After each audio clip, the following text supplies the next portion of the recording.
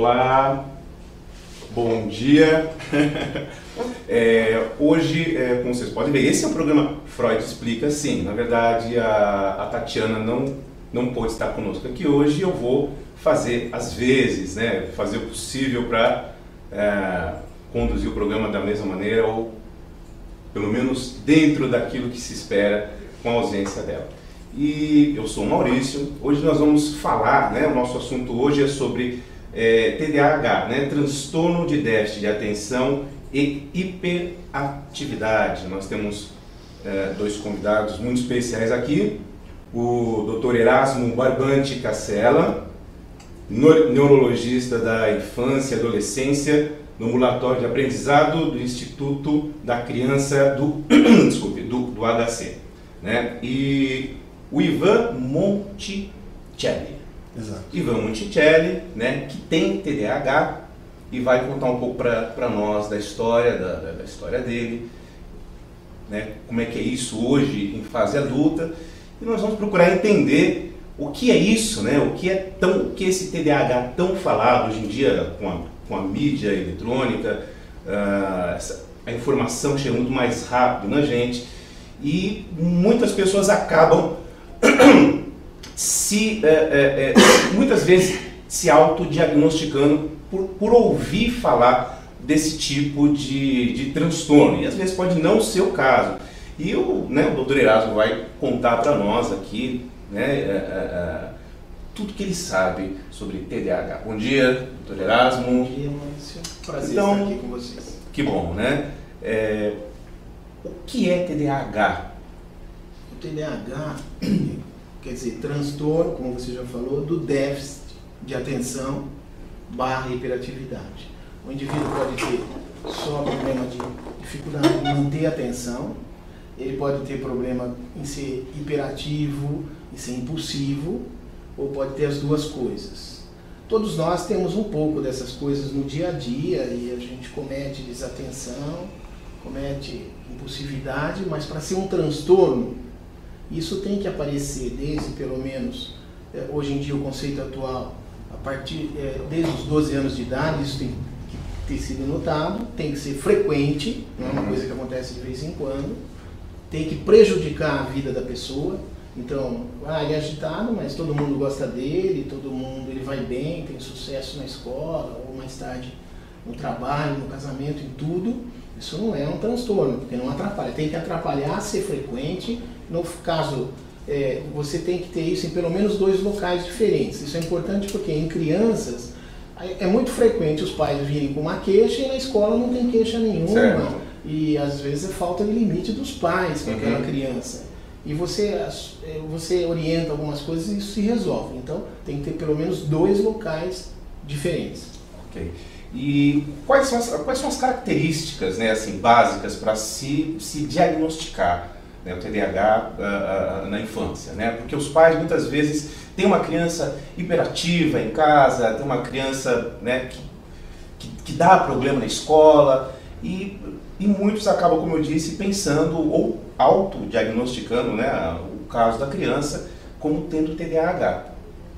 Qual é o melhor diagnóstico, né? O diagnóstico é clínico, tem que ser feito com calma, com uma história detalhada, fazer um exame físico, você afastar outras coisas que possam simular. Um indivíduo muito ansioso, às vezes ele está preocupado, então ele fica distraído porque ele está preocupado com outra coisa. O indivíduo depressivo às vezes simula um problema de atenção, mas tem que ser com uma história longa. O profissional que está fazendo essa história tem que saber informações do outro local, não pela mãe, mas ou com questionário, ou de preferência telefonando para um professor, ou com outras pessoas que convivem com essa criança fora dos pais. Isso é importante, e acho que no caso da criança, que foi o que você falou, Maurício, é muito importante o papel do professor. Sim. O professor está na classe com 15, 20, 30 ou 40 crianças, todos mais ou menos na mesma idade. E quando ele fala para os pais, ele está comparando, na verdade, essa criança com todas aquelas. E volta a falar, uma curva de Gauss, agitação. Todos nós temos um pouco de mais, um pouco de menos. Você também ser muito parado também não é bom. Sim. Mas ele fala, teu filho, eu estou dando aula, ele não para, ele sai toda hora da carteira, ele vai atrás, cai um negócio lá e ele começa a olhar para trás porque cai um caderno e viaja na história desse caderno, ele volta, daí alguns minutos ele já perdeu tudo. Passou um passarinho na janela, ele distrai e não volta.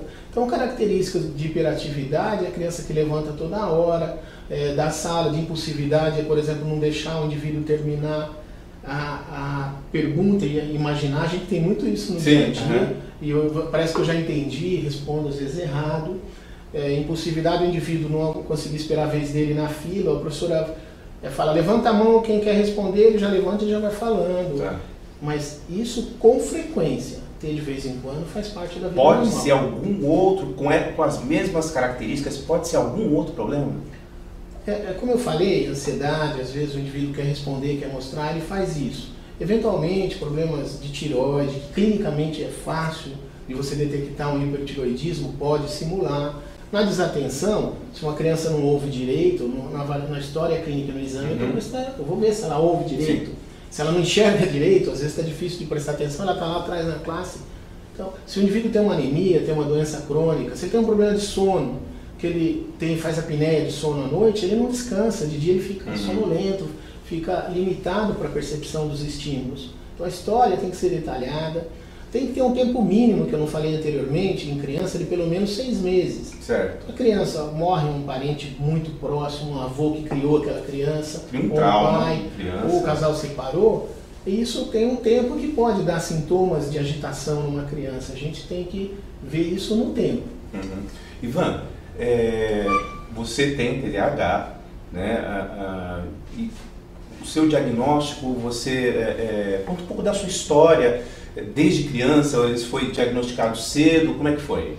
Bom, desde que eu nasci eu me sentia assim um pouco deslocado, né?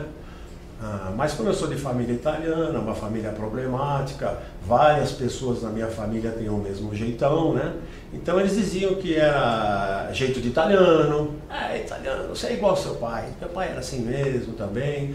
E eu sempre busquei encontrar uma resposta para isso, desde pequenininho. O conceito de normal, eu me apeguei à fé, então todas as fés que eu tive, eu ia até o fundo, depois mudava, sempre fui procurando.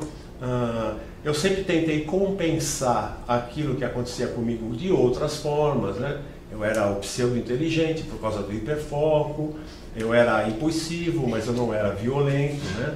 Eu era calmo, uma pessoa que me controlava na última hora. Na escola eu tinha muita dificuldade, com os amigos eu tinha muita dificuldade. E por causa disso a minha autoestima começou a baixar e eu tentava compensar aqueles apelidos que eu recebia, né? O único apelido que eu nunca gostei de bullying, ser chamado de doido, de maluco, avoado, cabeça fresca, era ser chamado de louco. Eu fui chamado de louco por todo mundo da minha família, por todos os meus colegas. E você sofreu bullying na escola? Quer dizer, nem se chamava bullying naquela época. Naquela época eu chamava bullying, mas eu tinha apelidos, me chamavam de groselha, que é um cara xarope. Aí eu comecei a me afastar e me juntar a grupos. Então quando o garoto TDAH ele não é aceito no meio normal, ele se junta ao pessoal do fundo da classe. Lá eu era aceito, porque lá qualquer coisa era aceito. Aí eu comecei a andar com os maus meninos, né? Aí o que acontecia? Como era o único ambiente onde eu era aceito, eu assinava a bronca. Foi você que estourou? Fui eu. Eu sempre assinava a bronca porque eu não queria trair os meus amigos e eu não queria ser visto como uma pessoa diferente, embora eu tenha sido sempre muito honesto, muito consciente. Algumas professoras me davam uma atenção especial. Eu tinha uma professora de francês que ela me fazia fazer a chamada. E ela mandava eu buscar Coca-Cola para ela todo dia. Eu dava um golão na Coca-Cola, completava com água, porque eu era arteiro, né? Mas eu adorava essa aula de francês, porque olhando para trás, da minha fase escolar, eu só lembro eventos assim, isolados, de pessoas que me trataram de forma diferente. Por exemplo, eu era péssimo em matemática, aí na vila onde eu morava apareceu um menino novo, e eu era muito assim, eu fazia questão de recepcionar as pessoas para que eles não sofressem o que eu sofria. Aí ele falou, vamos em casa tomar um café? Vamos. Quando chegou lá, era minha professora de matemática. Aí ela tratou a gente tão bem, dali para frente eu sempre fui bem em matemática. Então, as coisas vão acontecendo assim. Eu tenho uma irmã que ela é psicóloga, e formada há muitos anos. E a vida toda ela me chamava de DDA, você é DDA, mas para mim DDA era só mais uma ofensa, era mais um... Mas qual que é a diferença do DDA, do TDAH, né, TDA? Quais são as diferenças básicas? Assim, é muito importante isso que está sendo dito aqui, o sofrimento que uma criança tem, uma criança inteligente, de boa índole, com tudo isso que sofre e para onde a população joga. Isso aí tem que ser muito destacado, esse tipo de coisa honesta que ele colocou. É um sofrimento muito grande para a criança, para os pais dessa criança, e ela acaba indo para o caminho daqueles que, de certo modo, aceitam. Então, desculpa, eu achei impressionante, essa história é arrepiante, porque é o dia a dia da vida de quem convive com esses pacientes e que um tratamento precoce, uma abordagem precoce melhora muito. Tá? Desculpa, não é deixar de falar disso. Não, ao contrário. Acho que isso é uma coisa que tem que ser dita, engrandece muito. Não, com certeza. A pessoa conseguir ter uma serenidade. Porque outras pessoas acabam se identificando nessa situação que você viveu. É muito emocionante, né? O jeito que ele coloca. Agora, essa tua diferença só de TDAH e TDA, né? Antigamente era DD ou DDA, porque era o déficit de atenção. Certo. Depois de uns anos, sempre teve essas características, se juntou no nome o H da impulsividade. E o indivíduo, como eu falei, ele pode ter... O H da hiperatividade, né, doutor? Da hiperatividade. A hiperatividade e impulsividade, em um número suficiente de sintomas que você tem para rotular isso, por um critério diagnóstico para crianças de entre os 16, 17 e 18 anos, tem que ter 6 ou mais de uma lista de 9 de hiperatividade e impulsividade frequente, e mais do que 2 locais. E, eventualmente, o indivíduo ele tem esse tanto de itens de hiperatividade e impulsividade, e em relação ao problema da atenção, ele tem 2, ou 1, ou 0. Então, basicamente, ele é um indivíduo de predomínio hiperativo, impulsivo. Ou ao contrário, o indivíduo é desatento e ele não tem esse resto. Esse indivíduo é o mais difícil de diagnosticar, porque o desatento, ele é meio paradão só, ele não incomoda a classe. Sim. A professora não está atrapalhando, porque ele não levanta toda hora, ele não entra na bagunça, ele fica quieto e ele parece um indivíduo preguiçoso, desmotivado. Então, o rótulo é de vagabundo, porque parece que ele não está afim de nada. E existe até uma separação que deve existir no futuro, que chama sluggish, é um indivíduo que é só desatento, ele tem a tendência de ser mais deprimido, ter mais dificuldade com leitura, e o hiperativo tem mais tendência a ser desafiante, que a gente chama opositivo desafiador. Às vezes alguns têm transtorno de conduta, que é uma coisa que eu estou falando, que no TDAH, esse é um problema, que assim, 30%, 40% das pessoas que têm o transtorno do déficit de atenção, com ou sem hiperatividade, eles têm só isso. 60%, 70% começam a ter outros transtornos, que prejudicam muito, e às vezes não são percebidos. Então aquelas coisas que eu falei de diferencial, de depressão, ansiedade, pode vir junto. Tá. O indivíduo ser muito com problema de conduta pode vir junto. O indivíduo pode ter junto um quadro até de bipolar, que às vezes você tem que identificar qual que você vai abordar primeiro. Na criança chega geralmente primeiro o problema do déficit de atenção, e à medida que ela vai indo, às vezes ou porque ela vai ter o transtorno, ou por problema de autoestima, que você começa a ter, o indivíduo começa a ficar às vezes até deprimido, não porque ele tem uma depressão endógena, mas por causa que a sociedade joga ele para ser depressivo. Acaba gerando um outro sintoma aqui. Né? Então, Ivan, você foi diagnosticado quando? Bom, essa minha irmã, que era psicóloga, né, ela sempre me chamava de TDA, e eu achava que era mais um xingamento, não levava a sério. E eu pesquisando, fiz várias vezes terapia, me ajudaram muito as terapias, porque eu era de um lar difícil, me ajudaram muito mesmo, mas não chegava ali, naquele ponto. Eu cheguei a fazer NA, que são neuróticos anônimos, me ajudou muito, mas não ia naquele ponto ali que eu precisava, né? Eu chamava de ninho de gralha, que tinha na minha cabeça, aquela barulhinha.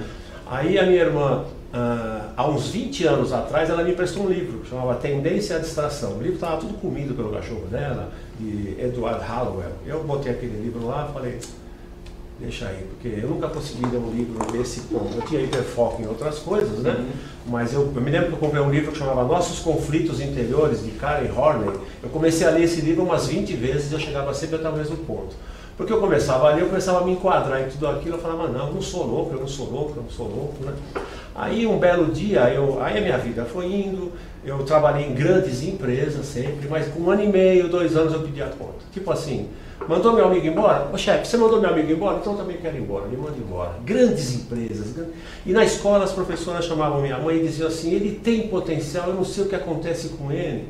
Aí o que acontecia? Eu dava aquela quando a corda ficava no pescoço, eu ia lá e passava de ano. Então eu sempre conseguia passar de ano por causa disso. Quando chegava a corda no pescoço, que não tinha mais jeito, eu chegava lá.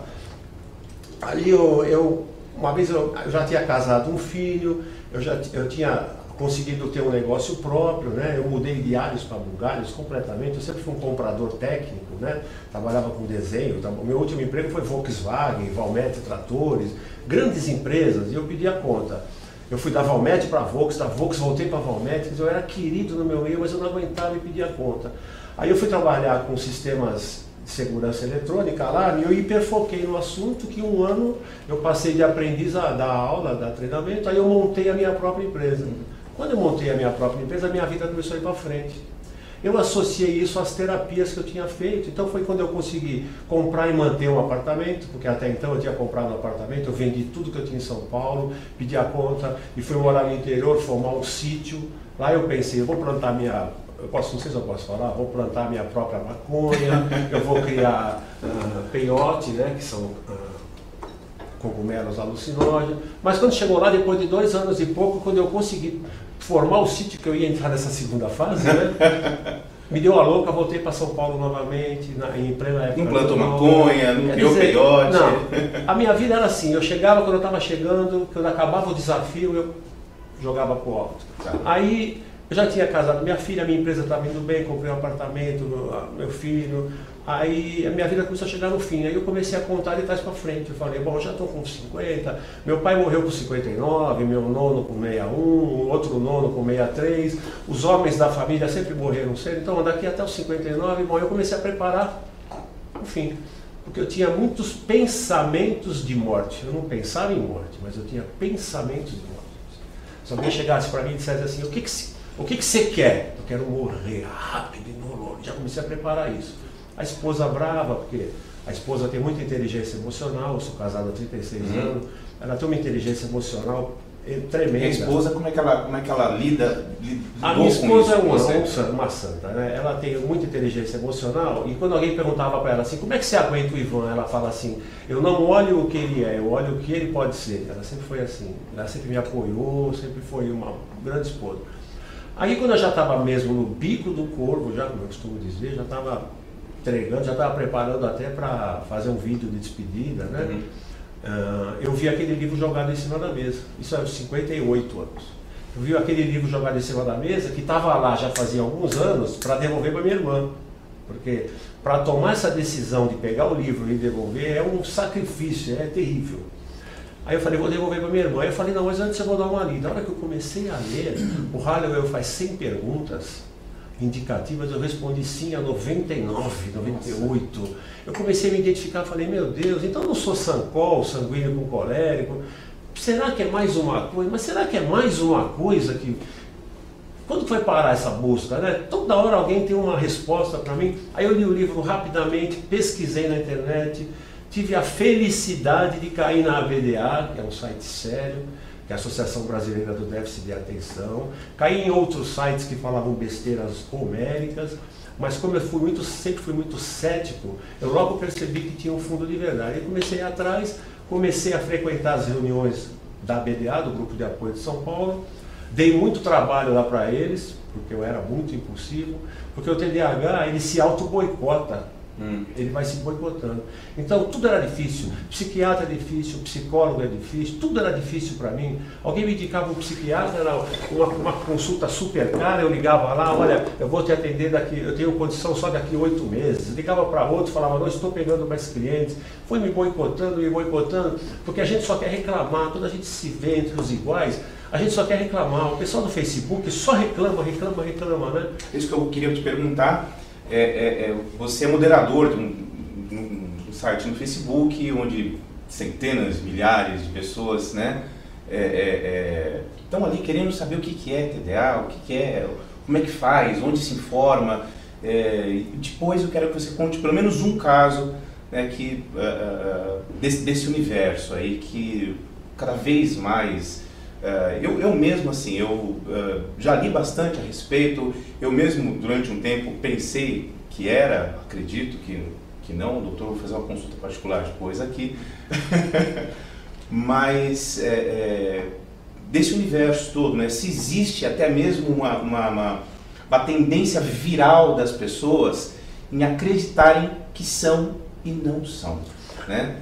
Vamos deixar a sua resposta para depois do nosso intervalo. Nós vamos fazer um intervalinho agora e daqui a pouquinho a gente continua com esse papo, que isso aí vai longe, provavelmente não vai acabar hoje, ok? Vamos lá.